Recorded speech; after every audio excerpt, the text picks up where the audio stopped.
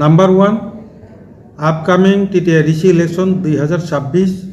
দ্বিতীয় যে এজেন্ডা হলো দিল্লি অভিযান, আইপিএফটির দিল্লির যে অভিযান, ত্রিপুরাল্যান্ড দাবি নিয়ে যে অভিযান, একটা কমিটি গঠিত হয়েছে।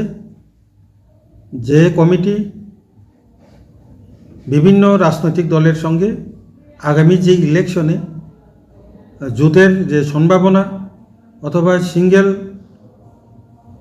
এককভাবে লড়াই করা অথবা ভারত সরকারের যে এখন বর্তমানে যে আমাদের 125 অ্যামেন্ডমেন্ট বিল এ নিয়ে যে পেন্ডিং রয়েছে, বিভিন্ন বিষয় নিয়ে একটা আলোচনার জন্য 5 জনের একটা কমিটি গঠিত হয়েছে।